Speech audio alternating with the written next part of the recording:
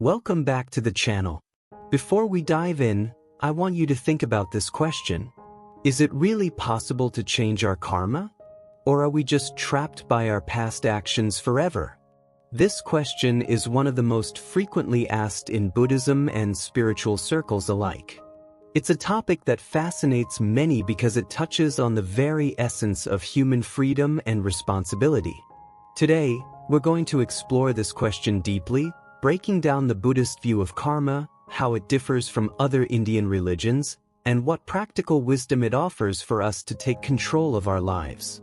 Karma is a profound and ancient concept found in nearly all Indian religions such as Hinduism, Jainism, and Buddhism. At its core, karma is about cause and effect, the idea that our actions have consequences. But while the basic idea sounds simple, the detailed understanding varies between traditions. In Hinduism and Jainism, karma often implies a cosmic ledger where every deed, good or bad, is recorded and determines one's future circumstances. This can sometimes give the impression that karma is fixed and inescapable. But Buddhism approaches karma quite differently. One of the key Buddhist teachings is that intention, cetana, is what defines karma, not merely the physical action itself. The Buddha famously said to his disciples, "I say intention is karma." What does this mean? It means that the moral quality of an action depends on the intention behind it, the mental state and motivation. For example, if someone accidentally harms another without ill will, it's not considered the same karma as deliberately causing harm. This places karma in the realm of the mind, making it a present-moment activity, not just a past event. This leads to a critical insight.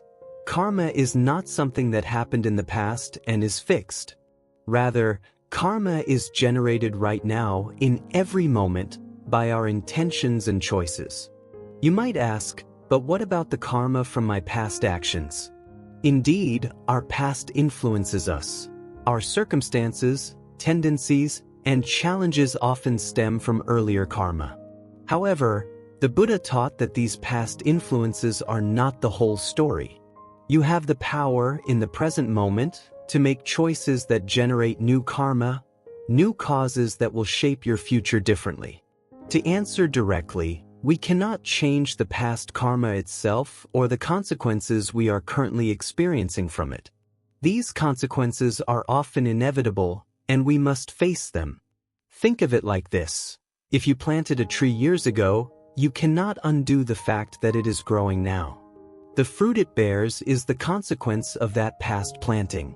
But, and this is crucial, while you can't change the tree that's already grown, you can decide what seeds to plant next and how you care for the tree now to influence its future growth.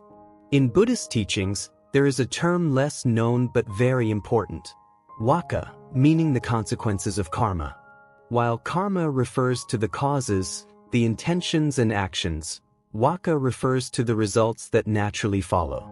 These results are not always under our control because they manifest according to complex conditions, often including other people's actions and environmental factors. What remains completely within our control is our reaction to these consequences. Imagine you lose your job, perhaps a result of past karma. You cannot undo that event immediately, but you can decide how to respond, with despair, anger, and bitterness, or with calmness, determination, and a plan to move forward. How you respond now creates new karma. By choosing wisely, you can break negative cycles and foster positive outcomes. Let me share a story that beautifully illustrates this point. There was once a man named Tashi who faced great misfortune. Due to past decisions, he lost everything: his home, his family, his livelihood.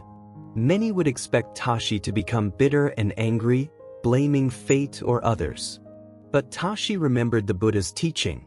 Though he could not change the past, he could control his present choices. Instead of giving in to despair, Tashi chose patience and mindfulness. He sought help from his community, started small by helping others, and gradually rebuilt his life. Years later, Tashi became a respected leader and teacher in his village, inspiring others with his resilience. This story shows that while we cannot erase the past, we can rise above it by choosing our responses wisely. If, on the other hand, when faced with hardship, you react with hatred, anger, or violence, you generate more negative karma, setting up a cycle of suffering that continues to trap you.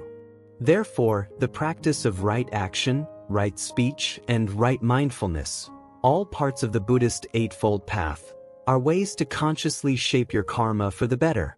By cultivating kindness, patience, and wisdom, you not only improve your present but also transform the future. From my perspective, the Buddhist teaching on karma is empowering because it tells us we are not helpless victims of fate. Yes, life hands us challenges that we may not have chosen, but it also gives us the power to choose how we walk through those challenges.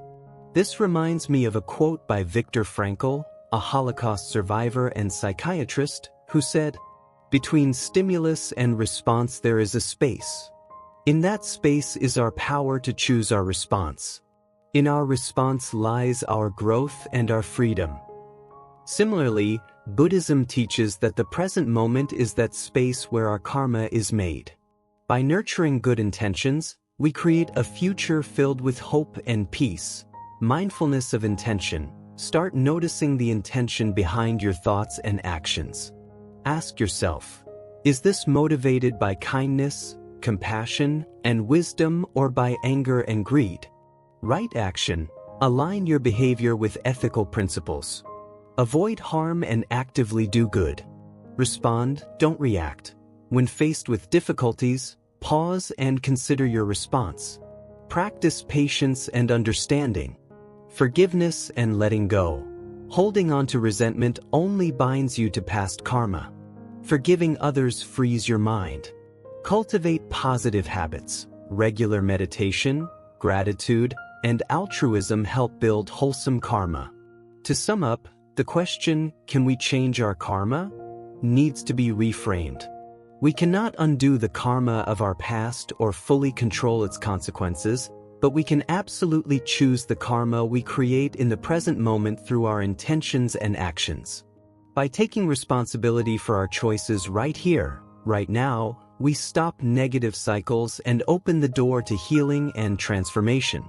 Remember Buddha's beautiful advice: keep your heart pure, act wisely, and live with compassion. In doing so, happiness and peace naturally follow. Nam Buddhaya.